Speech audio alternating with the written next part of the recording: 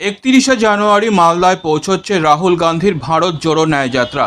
সেই দিনই মালদায় একটি সরকারি অনুষ্ঠানে আসছেন রাজ্যের মুখ্যমন্ত্রী মমতা বন্দ্যোপাধ্যায়। আর সেই হাই ভোল্টেজ বুধবারকে কেন্দ্র করে ইতিমধ্যেই ঊর্ধ্বমুখী জেলার রাজনীতির পারদ।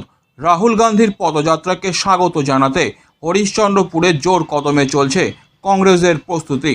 দলীয় সূত্রে জানা গেছে 31শে জানুয়ারি সকাল 11টা নাগাদ কাটিহার লাভা 31 নম্বর জাতীয় সড়ক ধরে মালদায় প্রবেশ করছে রাহুলের পদযাত্রা। বাংলা বিহার সীমান্তবর্তী এলাকা মহরপাড়া থেকে শুরু করে খোপাকাটি ও তেলজান্না মোড় হয়ে ভালুকায় পৌঁছাবে এই পদযাত্রা। ভালুকায় দুপুরে আহার করে মালদার উদ্দেশ্যে রওনা হবে রাহুলের পদযাত্রা। তাই রাহুলকে স্বাগত জানাতে হরিশ্চন্দ্রপুর থানার সাদলিচক গ্রাম পঞ্চায়েতের মহরাপাড়ায় চলছে প্রস্তুতি। তৈরি হচ্ছে বড় বড় স্বাগতম প্রবেশদ্বার ও মঞ্চ। বাংলা ও বিহারের কংগ্রেসের নেতা কর্মীরা দফায় দফায় এসে প্রস্তুতি পর্ব পরিদর্শন করে যাচ্ছেন। মালদার মানুষ রাহুলকে দেখার জন্য অধীর আগ্রহে অপেক্ষা করছে। রাহুলের কর্মসূচিতে জনপ্লাবন হবে বলে মনে করছেন কংগ্রেসের নেতা কর্মীরা।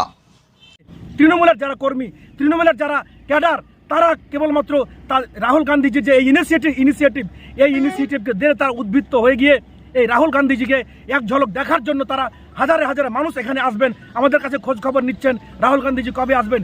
এটা দেখে মমতা ব্যানার্জি ভীত সন্ত্রস্ত হয়েছে। তাই তিনি তার দলের কর্মীদের আটকানোর জন্য, দলের কর্মীদেরকে আটকানোর জন্য কিন্তু তিনি আজকে ওই একই দিনে তিনি মালদাতে এসে তিনি সভা করছেন। এটা কিছু নয়, এটা হচ্ছে প্রতিহিংসার রাজনীতি।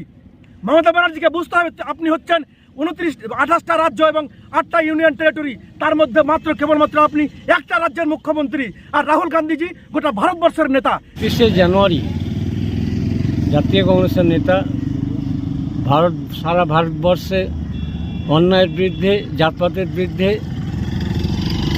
লুটের বিরুদ্ধে লড়াই করছেন। 31শে জানুয়ারি উনি মহারাপাড়ায় আসছেন। তার জন্য আমরা মালদা জেলার সর্বস্তরের কংগ্রেস লিডার থেকে শুরু করে, কর্মী থেকে শুরু করে সর্বস্তরের মানুষ এবং যারা আমাদের দল না করলো, প্রতিটি পার্টির যারা মানুষ আছে, সমর্থক আছে, তারাও চাইছে রাহুল গান্ধীকে একবার চোখে আমরা দেখতে চাই। এবং তার জন্য প্রচার, পাবলিসিটি আমাদের চলছে জোর কদমে। আমরাও এইখানে গেট এবং প্যান্ডেল আমাদের হবে।